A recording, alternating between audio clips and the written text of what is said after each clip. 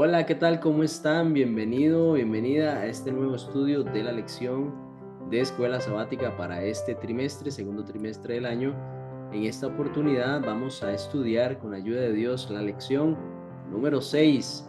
Esta lección lleva como título Los dos testigos. ¿De qué se trata? ¿Quiénes son estos dos testigos? Vamos a adentrarnos al estudio de esta lección, por eso quédese conmigo, ya casi iniciamos.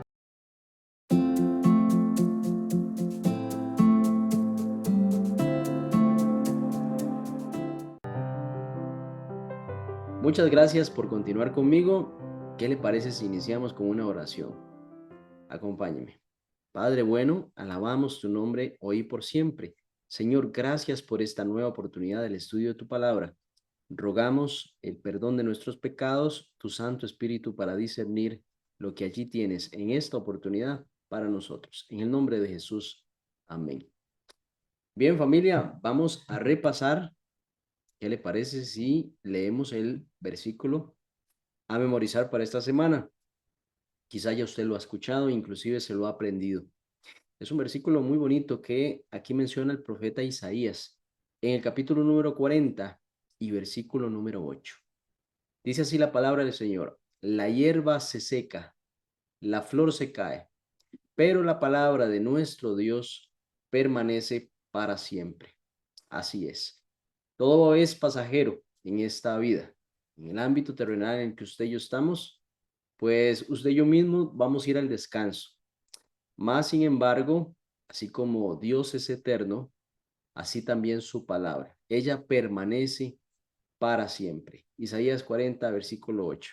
Un libro sumamente controversial.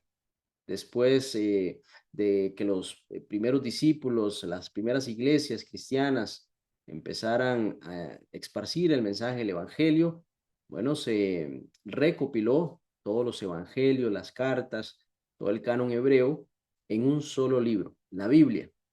Este libro ha sido despreciado, ha sido amado, ha sido abrazado, cuestionado, descartado, ha sido hasta encadenado en monasterios, inclusive quemado en plazas públicas, y por este libro muchos hombres y mujeres dieron su vida. Estamos hablando de estos libros que se compilan en un solo libro llamado la Biblia. La iglesia medieval, pues sí, como hemos visto en los episodios anteriores, persiguió a los cristianos fieles que seguían lo que las escrituras decían, no lo que los hombres y las tradiciones manifestaban, aunque tuviesen sus buenas intenciones. Bueno, en este caso, los hombres y mujeres decidían seguir la palabra de Dios como su baluarte de fe, como su norma y regla de vida, inclusive como un estilo de vida, todo lo que allí la palabra de Dios manifestaba.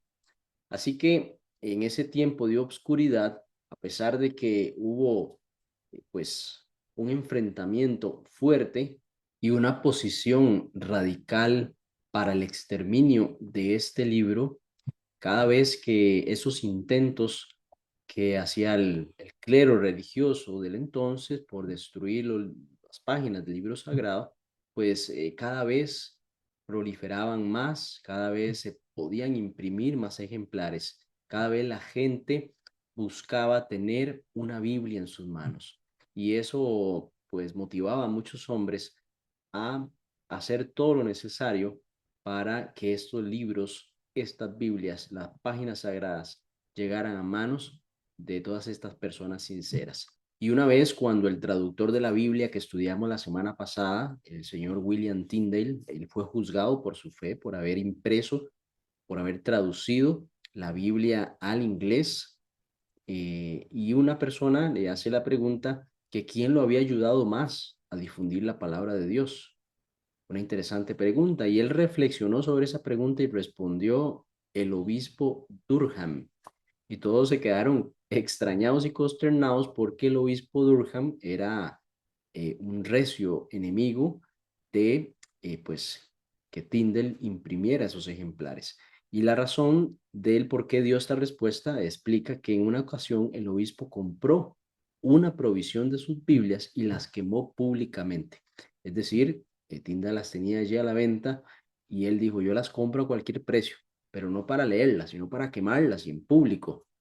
Bueno, según el obispo, esto pues iba a surtir el efecto que él quería. Sin embargo, lo que no sabía era que al haber comprado estas Biblias a un precio mayor, eso le permitió a Tyndale imprimir muchas más de las que pudo haber impreso si le hubiesen comprado esas Biblias en precios regulares, quizá como él los tenía de fácil acceso para las demás personas. Entonces, aquí vemos cómo a pesar de que hubo un intento por, pues, eliminar esas Biblias, más bien esa acción hizo que más Biblias estuvieran al alcance de otras personas. Y también sucedía cuando perseguían a los cristianos. Esa sangre derramada, pues, era como una semilla, porque si morían 10, salían 100 cristianos. En esta semana estamos explorando acerca de los ataques más despiadados que ha sufrido las Sagradas Escrituras. Esto sucedió durante la Revolución Francesa. La sangre allí corrió en Francia, por las calles. La guillotina se instaló en la plaza pública en París y allí también miles de fieles cristianos, seguidores de Jesús, fueron masacrados. Y además, el ateísmo se convirtió en la religión del Estado. Pero el testimonio, para fortuna suya y mía, el testimonio de la palabra de Dios no pudo ser silenciado. Como muchas veces habían intentado atrás, esta vez tampoco fue posible silenciar ese testimonio de la palabra del Nuevo y del Antiguo Testamento y todos los escritos allí que hombres inspirados por el Espíritu Santo dejaron para enseñanza suya y mía. También vamos a estudiar las lecciones los capítulos de El conflicto de los siglos, capítulos 12 al 17. Así que estamos empezando esta lección.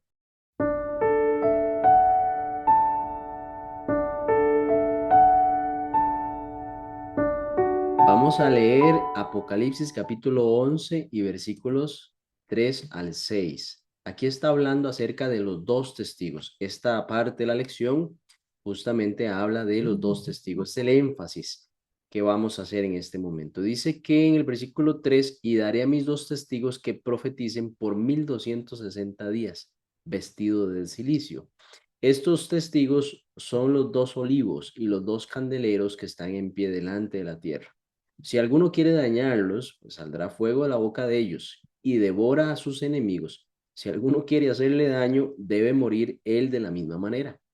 Estos tienen poder para cerrar el cielo a fin de que no lluevan los días de su profecía, y tiene poder sobre las aguas para que se conviertan en sangre, y para herir la tierra con toda plaga, cuantas veces quieran. Aquí estamos hablando acerca de la palabra de Dios. Note que por la palabra de Dios es que dejó de llover en los tiempos de Elías. Por la palabra de Dios también vemos allá en Egipto cómo se esparcieron las plagas por la palabra de Dios. Pero vamos a adentrarnos un poquito más para ir hilando acerca de esta definición de los dos testigos. Ahora, es importante mencionar que, bueno, Apocalipsis está en el Nuevo Testamento. Zacarías, capítulo 4, lo vamos a encontrar en el Antiguo Testamento. Aquí el profeta Zacarías vio dos olivos, dos árboles, a ambos lados de un candelabro de oro. Al profeta Zacarías se le dice que estos representan los dos ungidos que están delante del Señor en toda la tierra. Esto es en Zacarías capítulo 4, versículo 14. Dijo, estos son los dos ungidos que están delante del Señor de toda la tierra. Muy bien, los olivos entonces, mis queridos hermanos, alimentan el candelabro. Quiere decir que esto es aceite. Para que el candelabro no se apague, para que él pueda mantener la llama, este candelabro debe mantener su aceite constante. Ese era el trabajo inclusive de los sacerdotes en el santuario terrenal, ir y alimentar el candelabro con aceite para que no se apagara. Así que sabemos que el Espíritu Santo es representado en la Biblia por medio del aceite, el aceite que mantiene la llama viva. Ese aceite, el Espíritu Santo, sostuvo a la iglesia durante todas estas épocas de persecución, durante épocas en las cuales parecía que se iba a apagar esa llamita. No, el Espíritu Santo en alguna parte tenía una llamita encendida y por estar encendida y no apagarse se podía propagar o se podía llevar esa llamita y encender otra y ir multiplicando así quienes tenían el conocimiento de la palabra de Dios. Lámpara es a mis pies tu palabra y lumbrera mi camino, dice el Salmo 119, 105.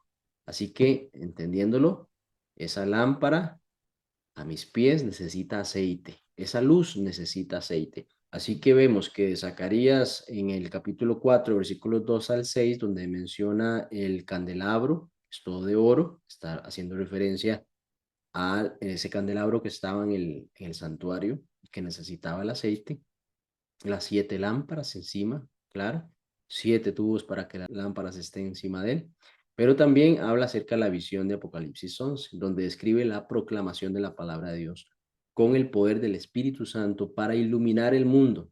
Cristo es la luz, el Espíritu Santo es ese aceite que mantiene la palabra allí viva en las generaciones, que es Cristo manifestado siempre generación tras generación, porque el Espíritu Santo da testimonio de él. Entonces, mis queridos hermanos, estos dos testigos van a profetizar. Como mencionamos al inicio de este segmento, recordamos cómo el profeta Elías, por palabra de Dios, un hombre que oró fervientemente, según Santiago 5:17, que dice, Elías era un hombre sujeto a las pasiones semejantes a las suyas y a las mías, pero él oró fervientemente para que no lloviese, y no llovió sobre la tierra por 3 años y 6 meses.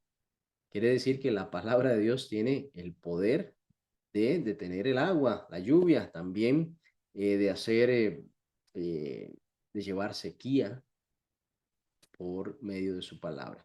También hizo caer las plagas allá en el Egipto cuando el pueblo tenía que ser liberado. Bueno, por la palabra de Moisés hablando, pero era la palabra de Dios manifestada en ese lugar y pues se convirtió el agua en sangre y el faraón se negó pues a liberar su pueblo. Usted conoce allí la historia. Los que van a intentar, los que intentaron dañar las escrituras, pues serán consumidos por el fuego que sale de su boca. Imagínense qué es meterse con la palabra de Dios, querer tapar la boca de Dios, si podemos darle una figura. ¿Qué les sucederá a estas personas? Bueno, dice, porque hablaron esa palabra, yo pongo en tu boca mis palabras por fuego, y a este pueblo por leña, y los consumirá. La palabra de Dios, bueno, esto fue Jeremías capítulo 5 versículo 14. La palabra de Dios pronuncia juicio sobre todos los que la rechazan. Su palabra es como fuego en la boca. Es que estamos hablando de la palabra de Dios. Estamos hablando de lo que sale de la boca de Dios. Usted puede dimensionar eso. Palabra de Jehová. Se leen en muchos textos allí en la Biblia. Yo cuando leo palabra de Jehová presto mucha atención allí porque es Jehová hablando a un profeta, a un siervo. En Juan 5:39 podemos leerlo. Dice, escudriñad las escrituras porque a vosotros os parece que en ellas tenéis la vida eterna, pero ellas son las que dan testimonio de mí. Así que cuando estudiamos la palabra, estamos estudiando a Cristo. Eso es muy importante. Cuando usted estudia la palabra de Dios, usted está estudiando la persona de Cristo. Testifican, dan testimonio. También dice que el Evangelio se va a predicar por testimonio al mundo entero. Mateo capítulo 24 y versículo 14. Así que el Nuevo Testamento junto con el Antiguo Testamento, mis queridos hermanos, va a ser la base de ese testimonio. Tenemos que ir con la palabra de Dios a predicar. Tenemos que dar testimonio de lo que Dios ha hecho en nuestras vidas, pero es la palabra la que vamos a ir a mostrar. Bueno, y entonces ante la pregunta que usted pudo haberse formulado al inicio de todo este estudio, bueno, ¿quiénes son los dos testigos? Aquí ya en esta lección iniciando, nos aclara que los dos testigos son el Antiguo y el Nuevo Testamento. Allí está la palabra de Dios plasmada para nosotros y son las que dan testimonio de Cristo. Dan luz y el Espíritu Santo las ha mantenido encendidas por a lo largo de la historia, aunque han querido callarla, han querido callar la boca de Dios. Y muchos cristianos de hoy, pues, tienden a restarle importancia al Antiguo Testamento. Cuidado con eso. No vaya a ser que usted esté tapando la boca de Dios por silenciar allí lo que su palabra dice.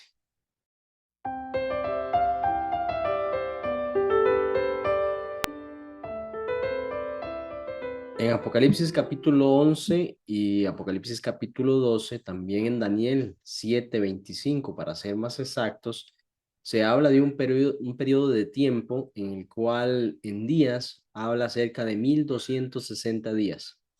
Para efectos de convertirlos en meses serían 42 meses.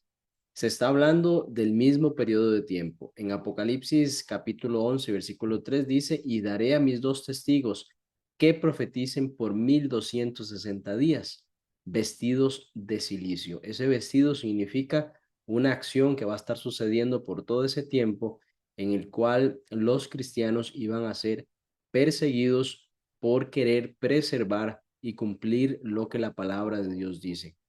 En Apocalipsis capítulo 12 se puede observar cómo la iglesia iba a ser perseguida por este imperio romano religioso, la Roma papal, por el mismo periodo de tiempo. Y también podemos ver que en Daniel capítulo 7 y versículo 25 dice que ese poder hablará palabras contra el Altísimo, tendrá un problema con Dios y también con los santos del Altísimo, pues los va a quebrantar y va a pensar cambiar los tiempos y la ley. Y además de eso, les serán entregados estos santos, hombres y mujeres, en su mano hasta tiempos y la mitad de un tiempo. Ya habíamos hecho el ejercicio de que un tiempo es un año, tiempos son 2 años y medio tiempo pues es medio año, serían 3 años y medio. Eso convertido en días son 1260 días o hablando de las mismas 42 semanas. Este periodo profético que la Biblia repite en varios, bueno, en Daniel y en Apocalipsis, en estos dos capítulos, hace bastante énfasis en esta persecución que va a realizar la Roma papal o el papado a los que no van a seguir sus dogmas de hombres, las enseñanzas de hombres, no basadas en la palabra de Dios, y van a ser perseguidos, van a derramar la sangre de estos hombres y mujeres durante este tiempo. Como ya hemos visto, bueno, en la lección número 4, en Daniel 7:25, este es un poder de un cuerno pequeño que se levanta en medio de 10 cuernos, que bota 3 y que pues va a llevar la desintegración del imperio romano, la Roma política, y va a perseguir a este pueblo de Dios. Entonces, vemos cómo estamos hablando de un periodo que lo que hace énfasis es en la persecución de el pueblo de Dios por bastante tiempo. Estamos hablando de el 538 después de Cristo hasta el año 1798 se cumplen estos 1260 años en los cuales se le conoce como la era del obscurantismo, pues la palabra de Dios fue escondida y a los que buscaban que esa luz saliera a relucir para los demás eran perseguidos y castigados.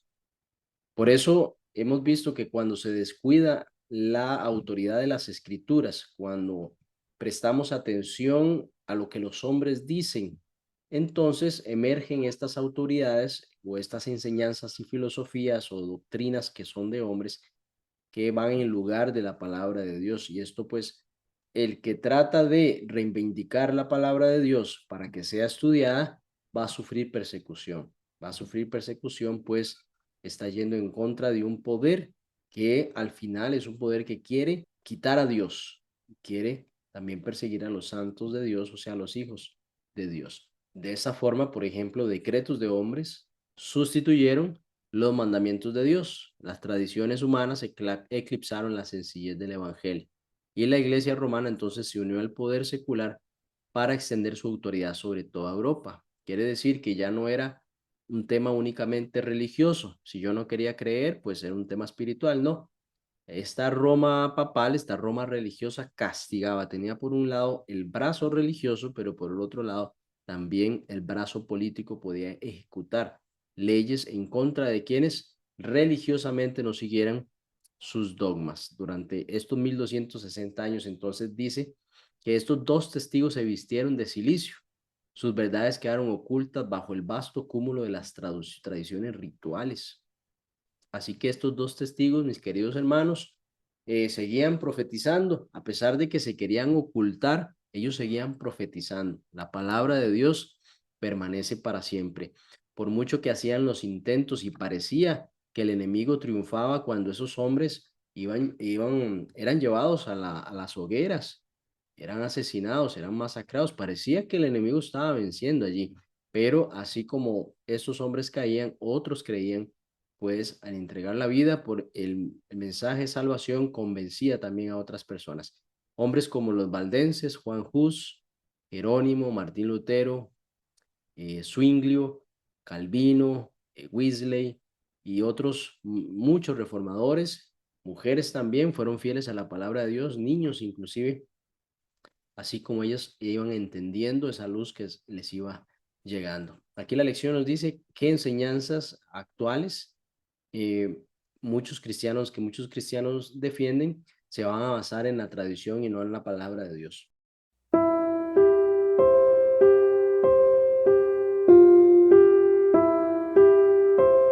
Apocalipsis capítulo 11, versículos 7 al 9 nos habla en un lenguaje simbólico acerca de la bestia que sube del abismo y hará guerra contra ellos, contra los dos testigos, y los vencerá y los matará.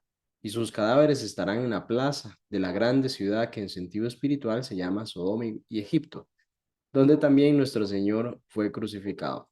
Y los de los pueblos, tribus y lenguas y naciones verán sus cadáveres por 3 días y medio y no permitirán que sean sepultados. Esto estamos hablando en un lenguaje simbólico, así como veníamos hablando de los periodos, los cuales son simbólicos.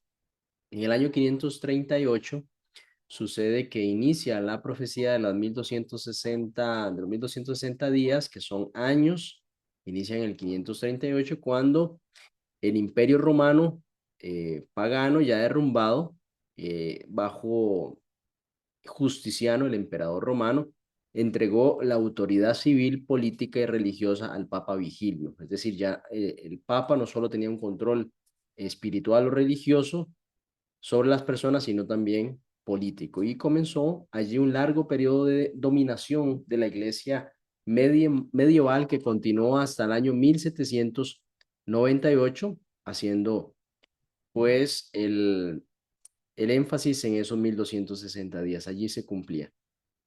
Sucede que en ese año el general francés Berthier, siguiendo las órdenes de Napoleón, entonces él marcha sin oposición hacia Roma el 10 de febrero de 1798. Allí entonces el Papa Pío VI fue tomado cautivo y llevado a Francia, es decir, el dominio espiritual, religioso y además político le fue quitado de las manos a este poder político religioso, la Roma papal.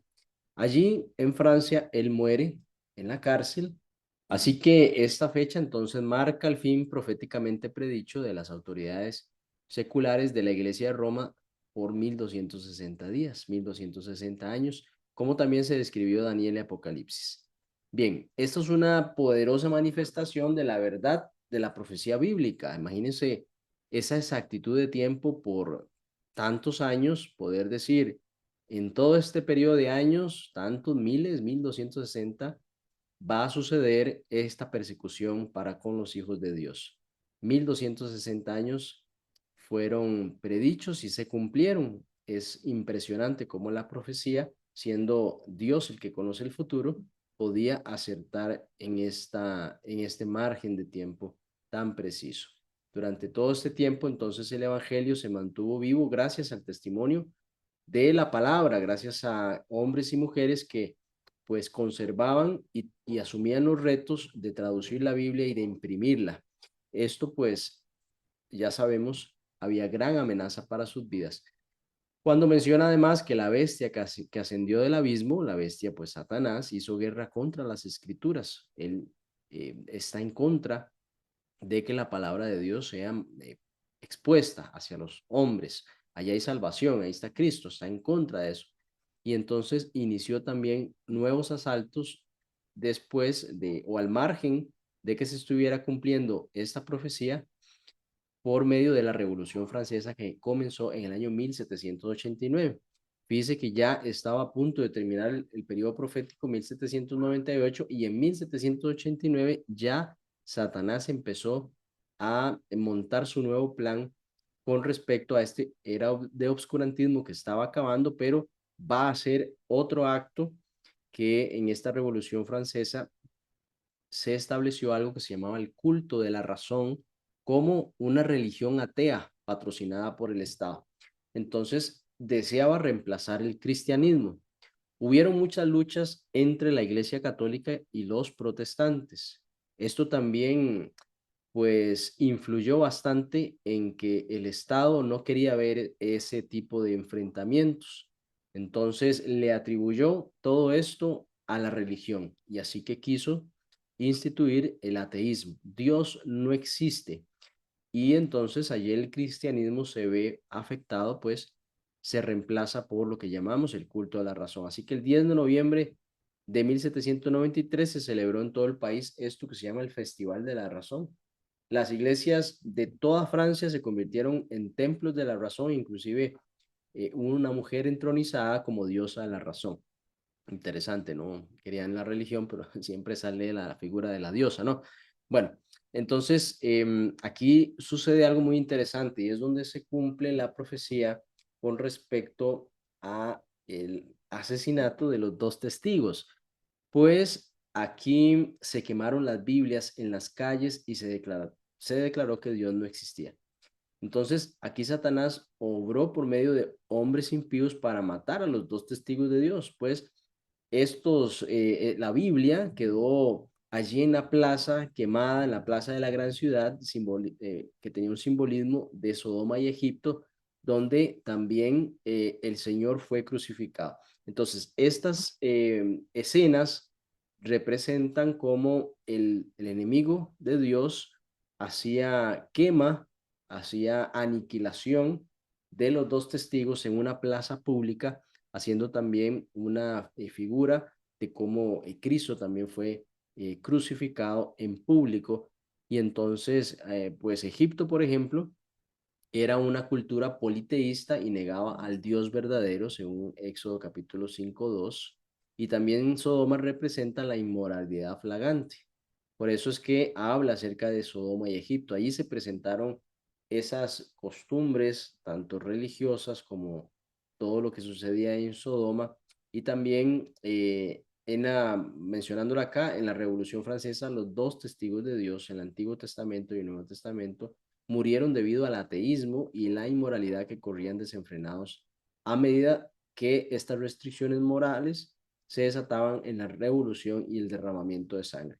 Por supuesto que esto es un término simbólico porque la Biblia no fue aniquilada, la Biblia no desapareció en términos de ya la historia y posterior aquí, sino en este acto miles de Biblias fueron quemadas en la plaza pública.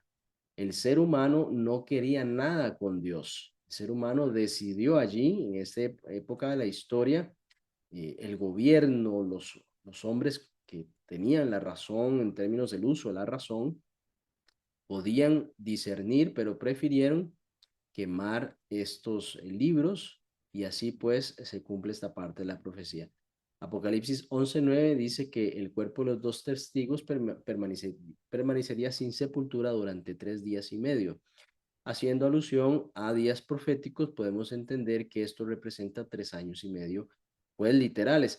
Y eso también se cumplió, pues el ateísmo de la Revolución Francesa menciona que tuvo un apogeo durante 3 años y medio, es decir, desde que inició esta revuelta y todo este tema en contra de la religión y el cristianismo, esto duró 3 años y medio, un periodo que se extendió, para ser más precisos, el 26 de noviembre de 1793 cuando se emitió el decreto de la abolición de la religión Y sucedió que hasta el 17 de junio de 1797 el gobierno francés eliminó estas leyes religiosas restrictivas.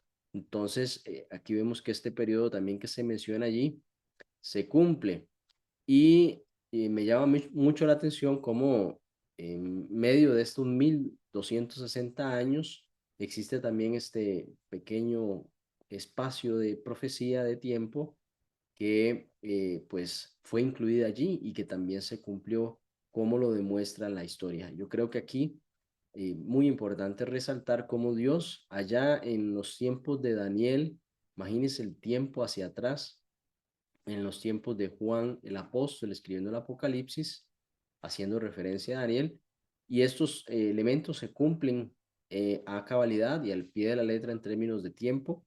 Estos hombres no vivieron estas profecías, fueron simplemente escritores. Nosotros no vivimos allí, pero en el futuro, después de que pasaron, hoy en el presente vemos hacia atrás y logramos dimensionar cómo Dios estuvo al control de todo esto.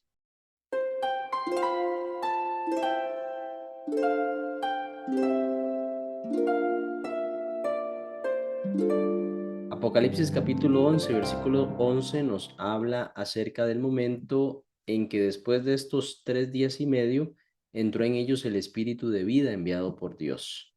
Es decir, habían sido asesinados allí en la plaza, pero se levantaron sobre sus pies y cayó gran temor sobre los que vieron. Al final de la Revolución Francesa, la palabra de Dios en sentido figurado, ella resucitaría.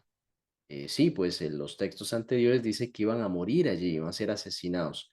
Eso sucedió en términos de que la Biblia fue quemada y por 3 años y medio, pues proliferó. Bueno, parecía que el enemigo había ganado ahí la batalla contra la palabra de Dios, pero iba a suceder posterior de allí un poderoso reavivamiento.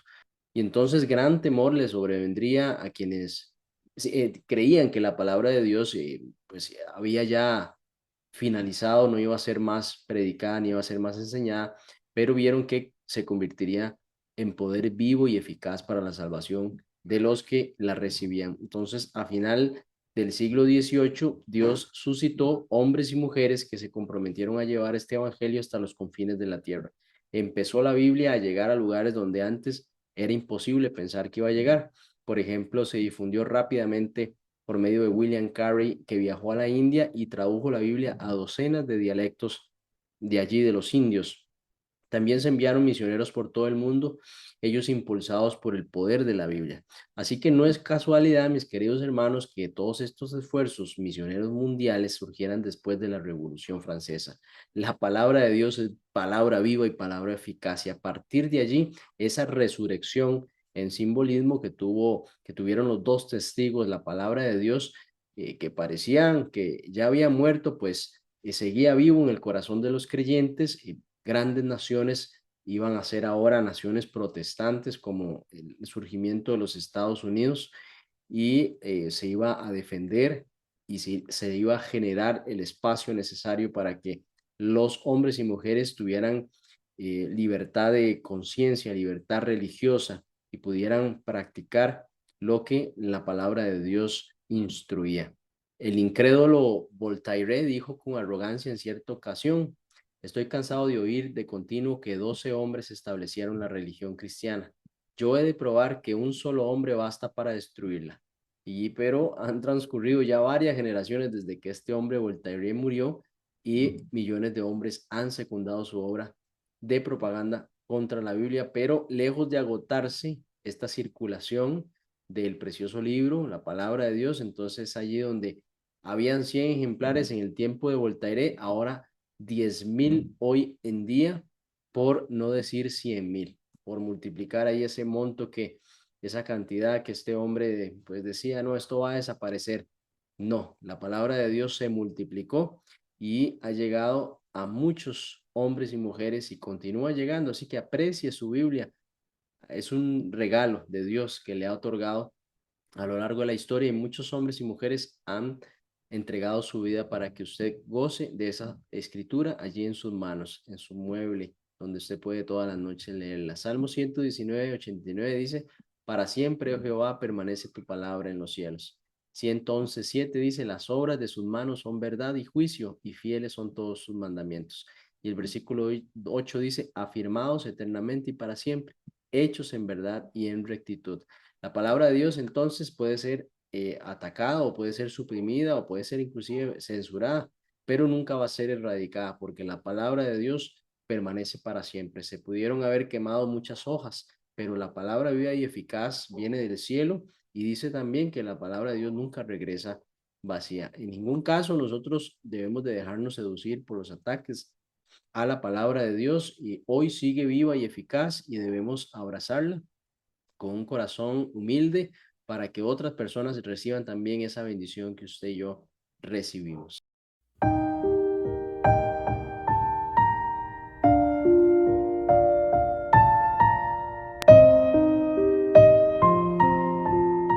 A pesar de los ataques del enemigo a la palabra de Dios, en Apocalipsis 14:6 dice que el evangelio del reino, el evangelio eterno, se predicará a toda nación, tribu, lengua y pueblo. Quiere decir que Dios va a triunfar en la predicación de su palabra para que el mundo entero le conozca. Y el conflicto entre Cristo y Satanás terminará cuando Cristo derrote completamente estos poderes del mal, poderes del infierno, y Satanás sea enviado al abismo. Entonces, el reino de Dios va a triunfar sobre el mal. Apocalipsis capítulo 11 empieza mostrando cómo el evangelio, la palabra de Dios iba a sufrir, iba a ser prácticamente quitada de ese periodo de la historia, esos 3 años y medio de la Revolución Francesa. Apocalipsis capítulo 11, versículos 15 al 18 dice, el séptimo ángel tocó la trompeta y hubo grandes voces en el cielo que decían, los reinos del mundo han venido a ser de nuestro Señor y de su Cristo, y Él reinará por los siglos de los siglos. Estos acontecimientos muestran cómo al tocar la séptima trompeta, Cristo es victorioso y el mal es derrotado. Jesús gana a Satanás y pues el enemigo va a perder completamente esa batalla cuando los hijos de Dios sean reclamados y llevados con Cristo en las alturas de los cielos. Dice el conflicto de los siglos, página 289, lo que se edifique sobre la autoridad de los hombres será derribado, pero lo que se cimiente sobre la roca de la inalterable palabra de Dios permanecerá para siempre. Este es en el conflicto de los siglos, página 289. Muy bien, hemos finalizado esta lección. Hay mucho tema que tratar, pero el tiempo es corto. Vamos a orar para terminar. Señor, muchas gracias por permitirnos estudiar tu palabra. Gracias porque ha permanecido a pesar de los ataques del enemigo. Ha permanecido durante las épocas, edades, generaciones y hoy tenemos la dicha de disfrutar de tu palabra, Señor. Gracias porque permanece para siempre. Oh Dios, ayúdanos a apreciarla, a abrazarla y a permitir también que otros conozcan de tu palabra para que tengan esa bendición que hemos tenido nosotros. En el nombre de Jesús. Amén. Muy bien, nos vemos hasta la próxima semana, si así el Señor lo permite. Hasta luego.